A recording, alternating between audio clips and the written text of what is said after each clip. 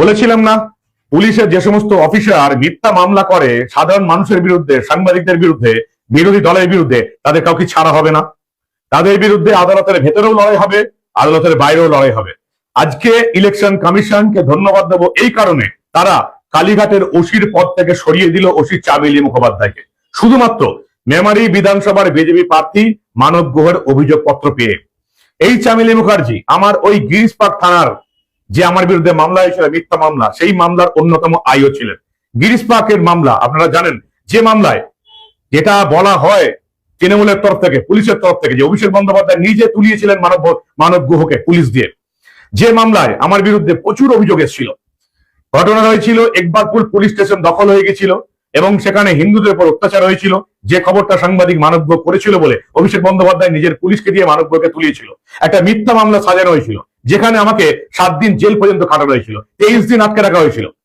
এমনকি এবারে বিধানসভার নির্বাচনে এই মেমারিতে এসে অভিষেক বন্দ্যোপাধ্যায়, এই রাজ্যের সবচেয়ে বড় মিথ্যাবাদী, এসে বলে গিয়েছিল একজন জেল খাটা আসামি। কিন্তু সেই অভিষেক বন্দ্যোপাধ্যায় সবচেয়ে বড় ফেরেববাজটা এটা বলেনি যে কেসে আমাকে তারা জেল খাটিয়েছিল, সেই মামলা পুলিশ 2.5 বছর পর মিথ্যা মামলা সাজাতে না পেয়ে ছেড়ে দিয়ে পালিয়ে গেছে।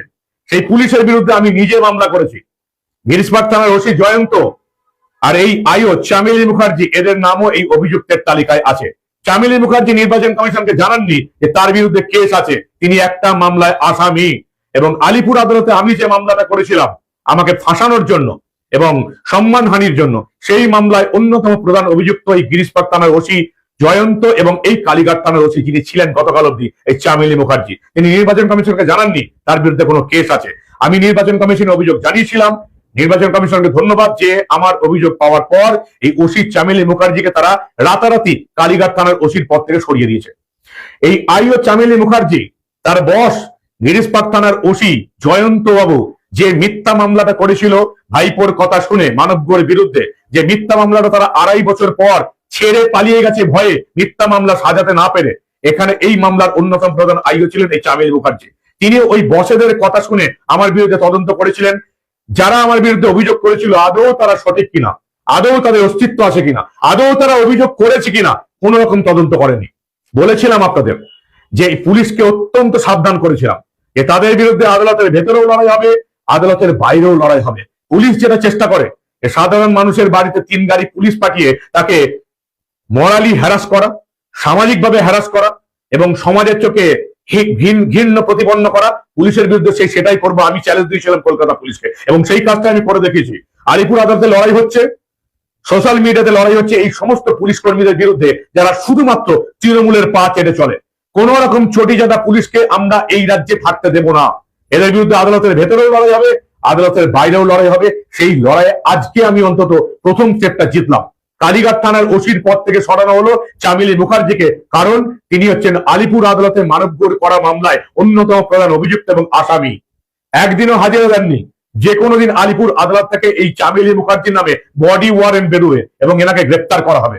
তাই সেই রকমের একজন পুলিশ অফিসারকে কখনো কালীঘাট থানার ওসির পদে থেকে ইলেকশন করানো যায় না। আমার অভিযোগের সত্যতা প্রমাণ হয়েছে। নির্বাচন কমিশন আজকে কালীঘাট থানার ওসির পদ থেকে এই ওসি চামেলি মুখার্জিকে সরিয়ে দিয়েছে। এদের কোনো যোগ্যতাই নেই কলকাতার কোন থানার ওসি থাকার। এই অযোগ্য পুলিশ অফিসারগুলোকে শনাক্ত করতে হবে এবং এদিকে সাসপেন্ড করে বাড়িতে বসিয়ে দিতে হবে, যাতে সাধারণ মানুষ, সাংবাদিক, কোন বিরোধী পক্ষ এদের দ্বারা, এই চটিজাদাগুলোর দ্বারা কোনো হেনস্থা না হয়।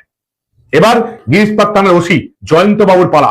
তিনিও আগামী 1-2 বছরের মধ্যে এই আমার করা মামলায় জেলে যাবেন, এটা নিশ্চিত। প্রতিবাদ করতে শিখুন, পুলিশের বিরুদ্ধে প্রতিবাদ করতে হবে। যে সমস্ত পুলিশ কর্তা আজও চটি চেপে চলছে তাদের বিরুদ্ধে প্রতিবাদ করতে হবে এবং তাদেরকে আদালতের ভেতরেও লড়তে হবে, আদালতের বাইরেও তাদেরকে সেই রকমের লড়াই দিতে হবে তাদের সঙ্গে, তারা যে রকমের হ্যারাসমেন্টটা সাধারণ মানুষের করে এবং সাংবাদিকদের করে। আদালতের বাইরেও তাদের বিরুদ্ধে এই লড়াইটা মানব গুহ চালিয়ে যাবে, সাংবাদিক হিসেবেও চালিয়ে গেছে, রাজনীতিবিদ হিসেবেও চালিয়ে যাবে। ধন্যবাদ।